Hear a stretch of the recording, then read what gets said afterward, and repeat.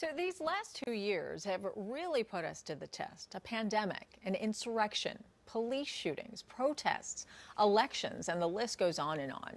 So staying motivated under these circumstances requires a realistic self-care checklist that really will help us aspire higher. And that is the name of the latest book written by our next guest, the founder of Positive Life Choice Psychology, Ken Lindner. Good morning, Ken. Good morning, Hazel. It's a pleasure to be with you on PIX11. Yeah, great to see you. So this book, it really comes at the perfect time. I mean, a lot of people are looking to put all of these challenging times behind us. This book is kind of like a blueprint on how to do just that. So what inspired you to write it? Well, we're all subjected, as you said, to so much negativity these days. We feel down, we feel emotionally stuck, we don't see a way up or a way out. So I truly believe we can all use a powerful and positive emotional, psychological jumpstart to our lives. So I wrote Aspire Higher to give everyone the clear and actionable steps to make positive life choices that reflect their highest self, their highest values, and their highest goals. And by making these empowering life choices, you instill feelings of high self-esteem, high self-worth, self-love in your heart, and you're motivated to live your very best and highest life. Yeah. So succinctly put, Hazel, when you're down, aspire higher. Yeah. Well, mental illness, anxiety, it's really skyrocketed during the pandemic. A lot of people lost their jobs. They can't afford therapy. But you came up with, like you said, several helpful methods that are actually free to us, free for us to use. So how do you know that they work?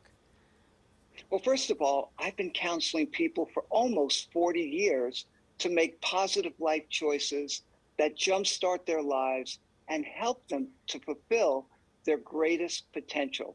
So I have tried all of these steps out for years, and they work. Okay, can you kind of walk us through them? There are 7 steps that you highlight in the book. So let's start with some of the baby steps that'll kind of set us up for success. Can you walk us through them? Of course, Hazel. So the first thing is to truly value the opportunities to make great life choices. Your life is a reflection of the choices that you make. So acknowledge the power of your life choices.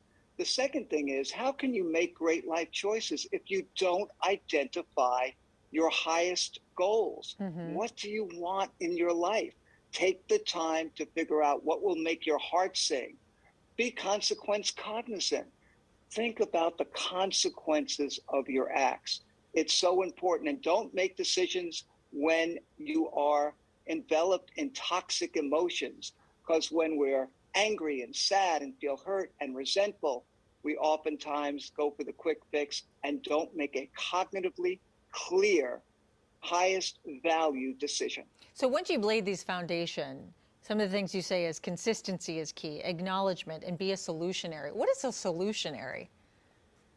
Hazel, I love this concept.